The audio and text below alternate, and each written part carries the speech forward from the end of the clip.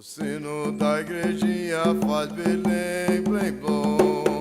O sino da igrejinha faz Belém, Belém, bom. Deu meia-noite, o galo já cantou. Todos achou que é dono da gira. Foi com a gira que algum mandou. Boa noite a todos. Sejam bem-vindos à nossa casa espiritual. Silêncio, por favor. Hoje o nosso trabalho na força dos nossos amados pretos velhos, pretas velhas. Meu boa noite aos irmãos que estão acompanhando essa transmissão pela nossa fanpage ou que estão assistindo aí esse vídeo. Nossa gira de hoje é a gira que temos tradicionalmente todo mês. Toda primeira quinta do mês temos a nossa gira de preto velho, porque a nossa casa é regida por um espírito preto velho, que é Pai Benedito. Muitas pessoas, quando nós falamos assim o nome de um guia, Pai Benedito, Tranca-Rua, Pena Branca, Sete Flechas, que são guias muito conhecidos, imaginam que seja o mesmo. E quando você fala em São Jorge, é difícil. São Jorge, único. Você fala em Ogum, único, mas não é. Tem milhares de Oguns. Claro, tem a divindade maior Ogum, mas existe a hierarquia. E isso também se remete a guias. Quando falamos Tranca-Rua, existe o mistério Tranca-Rua. Quando falamos Pai Benedito, existe o mistério Pai Benedito das Almas, Pai Benedito do Cruzeiro, Pai Benedito de Aruanda, Pai Benedito de Minas, não Minas, porém tem de Minas também. Pai Benedito tem um monte, e dentro de cada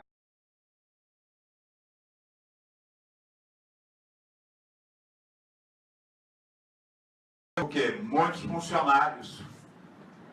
Todos eles vestem o mesmo uniforme. Então todos eles se apresentam da mesma forma plasmada.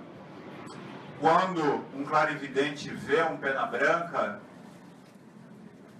a diferença será mínima de um para o outro. Vai diferenciar o que? A graduação dele, então vai ter alguma diferença nessa situação. Se ele é, vamos falar assim, um funcionário que chegou agora na empresa Pena Branca ou se ele já é alguém experiente. Então, quando você conversa com um guia em um determinado terreiro, é praticamente impossível ser o mesmo em outro. Nossa, se você conseguir essa façanha, joga na loteria, porque é muito difícil. Tá? Muito difícil. Será o mesmo estilo de guia?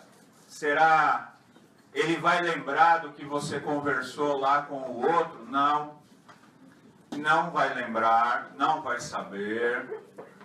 Outra coisa, guia, ele tem a personalidade dele. Só que cada médium tem a sua. Quando o guia incorpora no médium, soma-se duas personalidades, formando uma terceira. Isso independe de qualquer guia, de qualquer linha.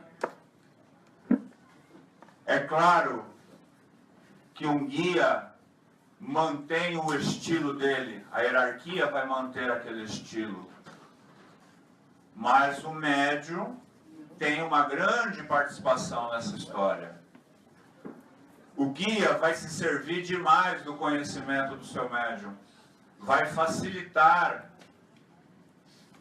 Por exemplo, se você tem uma doença e o médium nunca ouviu falar aquela doença, a palavra, é praticamente impossível o guia conseguir transmitir por médium e ele, médium e guia, transmitir. Ai, Cláudio, mas eu sou inconsciente. Olha, hoje em dia há pouquíssimos médiuns inconscientes. médiums que tem ainda normalmente são médiums já de uma idade avançada. A maioria dos médiums com menos de 60 anos são semiconscientes. A semiconsciência dá o quê? Uma participação grande do médium na gira, tanto para bom quanto para ruim. Você quer dizer o que com isso? Que o médium pode influenciar um guia? Sim, pode. Eu lembro de uma irmã de fé que trabalhou comigo na casa onde me formei. Eu lembro até hoje de uma pequena frase que ela falou. Ela falou assim: quando a influência é para o bem, não tem problema. Quando a influência ou a interferência, que é o termo mais correto, acontece positivamente, estou tranquilo. Agora, quando há uma influência ou uma interferência negativa, aí é muito ruim. Então, a espiritualidade, ela se serve de bons médiuns. Ela precisa de bons médiuns. Então, um guia nunca é igual ao outro. Um tranca-ruas é muito parecido nos estilos de trabalho. Porém, dará o quê? Muita diferença o tipo de médium. Principalmente com a esquerda. A esquerda é a linha que mais reflete o interior do médium. Tanto o Exu quanto o Pombagira. Porque eles têm um mistério que nós chamamos de mistério espelhador. Ele espelha o sentimento, o interior do seu médium. Tanto para bom quanto para ruim. Se é um médium muito estudioso, um médium aplicado, será um Exu muito sábio, de palavras bem colocadas, que entende, enfim, vai usar bem dessa inteligência do seu médium. Se é um médium desbocado, fala muito palavrão, Exu vai aqueles Exu que 10 palavras, 8 é palavrão. Normal o Exu falar palavrão? É normal, mas ele não em demasia. Tem um jeitão dele, mas não em demasia. Por quê? Ele sabe respeitar as pessoas. Hoje tem muita criança aqui, o Exu não ia ficar chamando a mulher com certos termos aí, o homem com outros que são termos não apropriados. Mas eu já vi muito Exu fazer isso. Enfim, a espiritualidade precisa casar com um bom empenho do seu médium. Por isso não existe médium pronto. Existe médium que se dedica. E o ofício de médium precisa, pelo menos um pouquinho do seu dia, um pouquinho da semana. O médium de Umbanda, eu comparo ele como um clínico geral. Ele tem que saber de um pouco com tudo. Um pouco de erva, um pouco de pedra, tem que saber oferenda, tem que ter na ponta da língua os 14 orixás, o que cada um faz. Enfim, tem que entender, porque senão o seu guia, não, como que ele vai trabalhar? Médium inconsciente, já foi, não tem mais. Se tem, pelo menos aqui nessa casa não tem. Todos que estão aqui são semiconscientes. Por isso, por que eu estou falando tudo isso? Às vezes eu vejo, principalmente nos vídeos que eu falo, as pessoas, ai, como eu amo tal guia, adoro tal guia. Se você encontrou um tal guia em tal lugar, pode ser que o mesmo guia tenha um estilo de trabalho diferente em outro local. Pode ser que você encontrou um tranca-ruas em algum local super rígido, e eles são, é natural, ele é um Exu de Ogum. Já em outro local, um tranca-rua mais maleável. Essa flexibilidade será porque o seu médium é mais flexível. Se você encontrou uma Maria Padilha, não existe terreiro de Umbanda que não tenha pelo menos umas 5, 6. Aqui deve ter, sei lá, no mínimo umas 10. Cada uma tem um jeitão, porque cada uma vai espelhar a sua médium. Tá certo? A nossa religião, digo para vocês, é religião. Religião de Umbanda não é lugar para troca, barganha. Dou oferenda, recebo benefício. Sempre falo, sempre repito. Ninguém vai lá na Igreja Católica e exige de Jesus algo. Então, também não venha a um terreiro de Umbanda e quer porque quer que o guia resolva. Porque é o mesmo princípio de respeito divino que Jesus tem para todos os seus fiéis, o guia tem também. Nenhum dos dois pode extrapolar.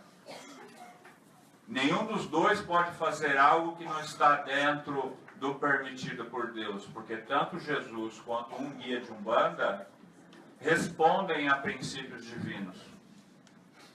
Então, religião de Umbanda é igualzinho qualquer uma. Aonde você vai, clama, pede.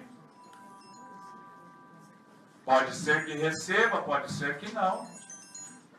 Tá? Ah, eu fui lá, pedi, nada aconteceu, o terreiro é ruim, pai de santo ruim, médium ruim, não sabem fazer nada. Eu vou lá no outro, só que lá o outro cobra R$1.000 a consulta, mas ele é muito bom. Então vai lá, fique mais pobre, R$1.000, fique mais pobre, pague, porque ele não vai pegar só 1.000, ele vai pegar 1.000, depois ele vai pegar mais 1.000, e todo mês ele vai pegar o seu dinheiro. E ali, quem trabalha com ele, verdade, não respeita princípios divinos. Então ele pode até dar alguma coisa que você não conseguiu em outro local. Mas aquilo que você recebeu, às vezes pode sair muito mais caro do que os R$1.000. Muito mais. O que vem pela benção divina, vem e permanece na vida. É algo conquistado. O que vem por meios estranhos, através de espíritos trevosos, pode causar grandes complicações. Certo, meus irmãos?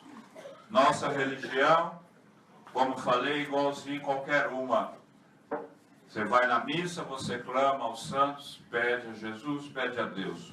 Aqui você veio, pede a Deus, aos orixás, aos guias, e, se for possível, eles o ajudarão. Certo? Deixo o meu convite para aqueles que querem aprender a ativar poderes da criação, sem ter um vínculo religioso. Convido vocês para estudar a magia divina. Ontem eu fiz um vídeo sobre a magia divina, então por isso não vou ficar que nem papagaio aqui, falando de novo. Quem quiser saber um pouquinho mais sobre a magia divina, entra na fanpage da Casa do Pai Benedito, dá uma olhadinha no vídeo que eu fiz ontem. Eu explico, claro, não deu para explicar muito, mas deu para dar uma base do que é a magia divina. E o curso que nós começaremos dia 31, é a magia divina das 7 oferendas, aonde eu não vou ensinar oferendas. Nossa, mas o curso é de oferenda, você não vai ensinar oferenda? Como é que é isso? Não, vocês vão se iniciar perante as divindades que manipulam essas oferendas. É um princípio e um jeito diferente de ativar poderes divinos. Eu não inventei isso, não surgiu da minha cabeça. Isso foi ensinado por mestre Rubens Saraceni, a qual foi transmitido pelo mestre Seiman, que é o mestre da magia divina, espírito esse que transmitiu para o Rubens toda uma gama de conhecimento vastíssimo. E no ano passado foi o último grau que o Rubens ministrou antes da passagem dele, e ele deixou essa grande magia e agora, há pouco tempo, o Colégio de Magia liberou para que possamos crescer ela. Ela é fantástica nos seus recursos, porque vai dar a capacidade de você de ativar um poder divino, um poder natural, um poder espiritual, depende do que você quiser, dentro da sua casa, sem precisar ir na natureza, sem acender uma vela sequer. Magia das 7 oferendas, ela é trabalhada todinha através de uma programação mental, onde eu ensinarei passo a passo, e ela não é difícil, ela é bem facinho, e você vai se utilizar disso muito, sem precisar ir na natureza, sem gastar, e ter um resultado claro. Se for permitido, o poder divino vai agir. Se não for permitido, não vai agir. Qual é o destaque dessa magia? A amplitude dela. Você vai poder trabalhar todos os poderes que trabalham dentro da Umbanda, você vai poder trabalhar. Da direita, da esquerda. Vai poder trabalhar com todos os poderes aí que não estão diretamente dentro da Umbanda, mas são conhecidos como os gênios, os anjos, os querubins, os arcanjos, os serafins e tudo mais. É tanta coisa. É um curso muito iniciático, tem muita iniciação, mas que quem faz e usa, eu uso muito.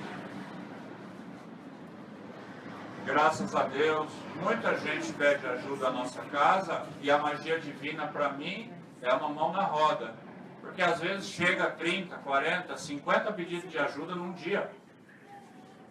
No final do dia, pego todos aqueles nomes, às vezes eu mando para os médios aqui também, para eles terem um pouquinho de serviço, né? E às vezes eu pego aquele monte de nome, ativo, trabalho com a magia divina, às vezes sem gastar nenhuma vela, às vezes precisa de elementos. Certo? Dia 31, quarta-feira, dura 5 meses, você nem vê o tempo passar. Tá certo? Quem quiser, entre em contato com a gente, lá na fora tem os contatos para deixar reservada a vaga. Tá certo? Os irmãos que estão pela fanpage, nós vamos finalizar agora, vamos abrir a gira, tá? Mas no ponto das 7 linhas, que é um ponto que hoje em dia está sendo cantado, graças a Deus, nos 4 cantos do país, um ponto que foi feito por um ex-membro dessa casa, teve um alcance já de mais de 1,5 milhão de pessoas que visualizaram esse ponto. Então, mais ou menos daqui a uns 20 minutos, entraremos aí com o ponto das 7 linhas, que é um ponto muito bonito, uma letra muito bonita e que gera uma energia muito bacana. Certo? Meu abraço a todos. Semana que vem, gira de caboclos. E depois, gira de criança. Me perguntaram assim, ai Cláudio, gira de criança não é em setembro? Ué, e tem mês para ter gira de um determinado guia? Essa foi a minha resposta. Né? E eu prometi ao vivo lá na fanpage que eu ia fazer uma gira, então prometi e está cumprido. Tá? Se tiver em setembro, a gente faz outra gira de criança, não tem problema. Isso aí, uma boa noite a todos.